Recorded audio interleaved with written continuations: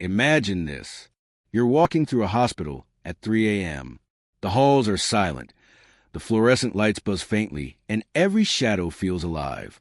Suddenly, you look up, and there she is, a nurse in old-fashioned scrubs, standing at the end of the hall, watching, staring, unblinking. You blink once, and she's gone. If you've ever felt that eerie chill, like someone was in the room with you even when you knew you were alone, hit that like button right now. Subscribe and get ready, because this is a true story of the ghost nurse who still walks the halls of my hospital decades after her death. I work as a nurse in a post-surgical unit in the biggest hospital in my city. Patients come from hundreds of miles away to get their operations here. The surgeons are known to be the best. But what we don't tell the patients, what we're not supposed to tell them, is that there are ghosts here. Just like any other hospital, people pass away and their spirits sometimes linger, or maybe it is just a fragment of them that remains behind, something that science can't explain yet. There have been more than a few events that have raised a hair on the back of my neck, and some have sent me into hysterical screaming fits. But those types of reactions are frowned upon in the hospital, so I try to stay calm. There was that time a few months ago when a patient told me she felt like there were 3 other people in the ward room with her in each of the other 3 beds around her. They were talking back and forth and whispering, she said. But the weird thing was, she was alone in the 4-bedroom. I pulled back the curtains and showed her myself. All of the other beds were empty, and there were no visitors or staff in the room with her. As if that weren't disturbing enough, a few weeks later a different patient said the exact same thing when she had been left alone in the same room. She described it exactly the same way, saying they were whispering back and forth, and it was keeping her awake. I felt a chill up my spine when she told me that, but reassured her that the room was empty, and she was simply imagining things. People have enough to worry about when they're recovering from surgery. We don't need them fretting about specters and ghosts when they should be worried about physio and discharge appointments, lifting restrictions, and medication adjustments. So we keep these stories to ourselves. Some nurses said they couldn't sleep in a certain storage room during breaks on night shift, since they'd had too many bad experiences there. When I asked them about it, they said they'd had bad dreams and felt like someone was in the room with them, standing over them while they slept. I didn't believe in those things myself, so I slept in there on the night shift and found out firsthand why nobody else wanted to use it as a nap room during breaks. I had the most realistic waking dream I'd ever had, where I'd awoken in the storage room and felt like someone was in there with me, watching me from the corner of the room, their dark outline visible in the dim room. When I went to turn on the lights, they didn't work, and the door wouldn't open, and for some reason in my dream, which seemed like reality, I chose to lie back down and go to sleep again, while the thing crept closer and closer, vanishing only to reappear just above me. It felt like my eyes were open the whole time, and I was forced to watch, paralyzed, as it got hovered over top of me, for what felt like hours. It was watching me while I slept, as I struggled and was unable to move. I finally came to my senses and finished my break early, going back to work and try to forget about the horrible experience. But I refused to sleep in that storage room again. There was another event which haunts me to this day, especially since I'm heading in for a night shift right now, in just a few minutes. Another nurse told me a story on the night shift last week, and I've been thinking about it a lot since then, and it's been occupying my mind more and more, especially when I'm alone in the break room at night. We have a staff room where there are 2 small couches and a TV. Some nurses go in there to sleep during breaks on the night shift, and we try our best not to wake them up. She was sleeping on the couch there one night, and a bright light woke her up.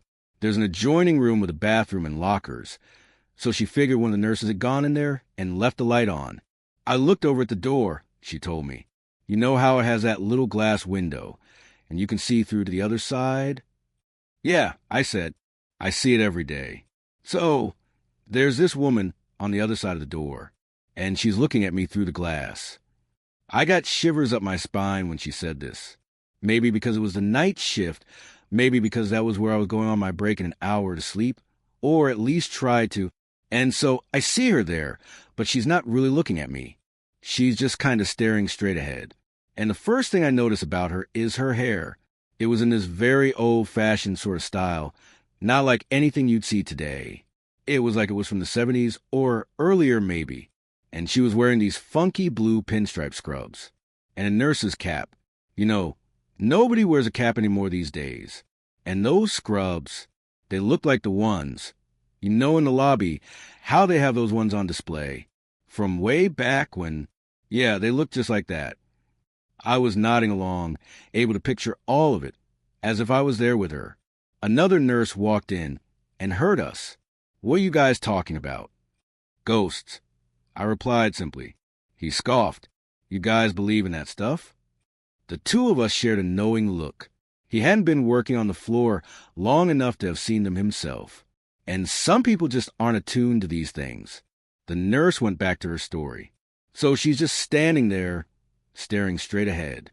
And I thought it was the foreign nurse at first, because sometimes they come in during the night shift and use the bathroom or whatever. So I yelled at her, "Hey, turn that light off, will ya? I'm trying to sleep in here." But she just kept staring straight ahead. So I just put the pillow over my head and tried to sleep some more. Then when I woke up later on, and that light was still on, so I asked around. Nobody came in there during the night. And that room is locked, so it wasn't a patient. And I saw the foreign nurse later on, and they were not dressed like that. So, yeah, I'm pretty sure I know who it was, though. According to her, the woman was the ghost of a nurse who had died driving home after a long night shift and had fallen asleep at the wheel. Based on the description she'd given, an older co-worker had recognized her. She'd said that was exactly what an old nurse who used to work there looked like. And from that point on, the nurse who told me the story always remembered to stay awake behind the wheel on the drive home. Every time my eyes start to blink and I'm getting tired, man, I think about that old nurse with the curly gray hair standing behind the glass, and I'm wide awake again. Better than a frickin' cup of coffee, I'll tell you. Something occurred to me as she finished the story. That's really weird. My patient in room 14 told me last night that they saw someone peeking their head in the room and looking at them, and sometimes they would stand in the doorway and just stare at them for a while. She said the person had a very old-fashioned haircut and old-fashioned scrubs. She thought it was a ghost or maybe a hallucination. Ghosts and hallucinations are commonplace on the post-surgical floor, and sometimes it can be difficult to tell the two apart. Pain medication-induced post-operative delirium is not unheard of, especially in the elderly. She thought it was a Dilaudid. So none of that tonight. Just sticking with Tylenol. Good idea, the other nurse said, and I excused myself. I figured I'd check on my patients, especially the ones in room 14. I was somewhat unsurprised to see a woman in blue pinstripe scrubs with a cap looking in at them from the doorway. Despite my terror, I began to walk on shaky legs down the hall toward her. She turned to look at me and went away from the patient's room, going down the side hall at the end of the unit. I ran to catch up with her, needing to see for myself who she was. When I got to the end of the hall, I looked to the left. She was gone, but it had only been a few seconds. I ran down the short length of hallway to the next corridor. This other one was much, much longer. She could not have disappeared so quickly unless she went into a patient room. But again, she was gone. My heart hammering in my chest. I refused to believe it was a ghost. Such things didn't exist. They just couldn't. Room 9 was the only one she could have gone into in such a hurry. I went in and found all of the patients were wide awake, despite the late hour of the night. It was 3 a.m., and everyone should have been asleep. "It's freezing in here. Can you get me a warm blanket?" asked the patient by the door. I told her I would, and she nearly screamed in fright. "Oh, my goodness," the old woman said, startled. "I didn't see you there. So who are you talking to?" I asked.